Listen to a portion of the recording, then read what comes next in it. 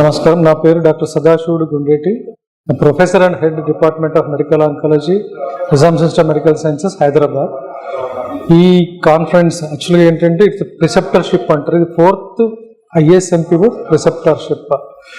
ప్రిసెప్టర్షిప్ అనగానే అందరూ ఏమనుకుంటారంటే ఏంటిది, ఒక రకమైన వర్క్షాపా లేకపోతే ఎలాంటిదని అందరికీ చాలా మంది డౌట్ వచ్చేస్తుంది. బట్ ఇదేనే ఏకలవ్య ప్రోగ్రామ్ అంటాం అనమాట. ఒక టీచరు చాలా మంది స్టూడెంట్స్కి రిజిస్టర్ చేసేసి వాళ్ళకి కావాల్సిన డౌట్లన్నీ ఒక టాపిక్ మీద డిసైడ్ చేసేసుకొని ఒక 1.5 day సెషన్ అనమాట. ఇది మొత్తం ఏంటంటే మార్నింగ్ 9 నుంచి ఈవినింగ్ 5-6 వరకు. నెక్స్ట్ డే మళ్ళీ కూడా ఏంటంటే ఒక ½ day ఓన్లీ ఒక గ్యాస్ట్రో ఇంటెస్టినల్ క్యాన్సర్ సిస్టమ్ మీద ఇది ఆర్గనైజ్ చేస్తున్నారు. ఇది ఆర్గనైజ్ చేసే వాళ్ళు Mahatma Gandhi cancer institute, okay, doctor Punnu Muralikrishna గారి ఆధ్వర్యంలో, and doctor Stalin Chowdary and doctor Rajanipriya and hospital staff మొత్తము ఇనిషియేట్ తీసుకొని ఈ ప్రోగ్రామ్ ఆర్గనైజ్ చేస్తున్నారు on 21st and 22nd.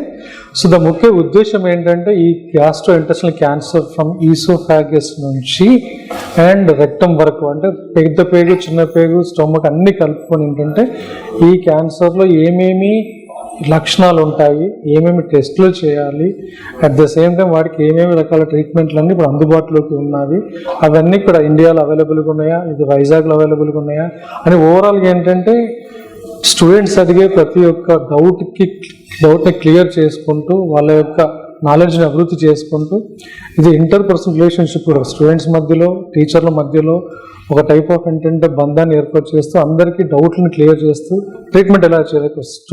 Teacher Eklavya అన్న ప్రోగ్రామ్ అని చెప్పాము కదా.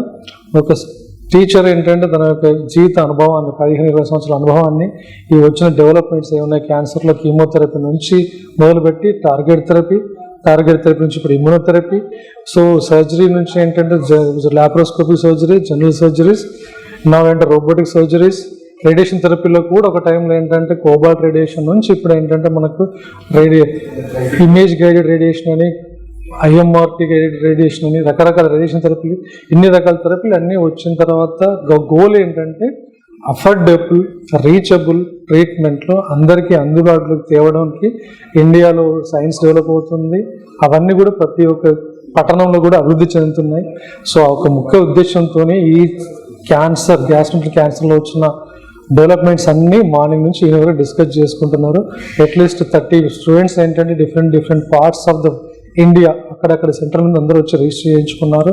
30 నుంచి 35 మంది అధ్యాపకులు, అంటే ప్రొఫెసర్లు వారి యొక్క అనుభవాన్ని అంతా రంగరించి ఇప్పుడు దీంట్లో షేర్ చేసుకుంటున్నారు. సో ఈ ప్రోగ్రామ్ ఆర్గనైజ్ చేసిన మహాత్మా గాంధీ క్యాన్సర్ ఇన్స్టిట్యూట్ ఆ యాజమాన్యానికి, వాళ్ళ యొక్క స్టాఫ్కి అందరికీ కృతజ్ఞతలు. Congratulations to Mahatma Gandhi Cancer Hospital for doing such a wonderful job in the 4th ISMPO preceptorship for GI malignancies. It was a privilege to be a faculty for this teaching program, and I congratulate Mahatma Gandhi Cancer Hospital for a focus on academics for the upcoming students. Thank you very much. Hi, నేను doctor Stalin Chowdary Bala, so chief medical oncologist at Mahatma Gandhi.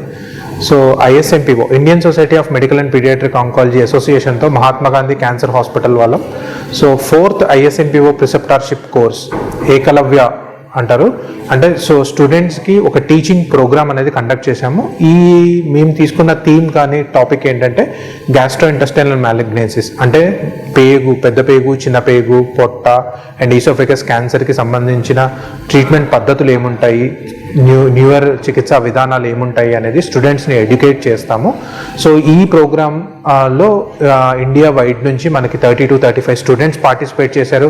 అలానే వీళ్ళని teach చేయడానికి almost 30 మంది faculty members all over the India వచ్చారు.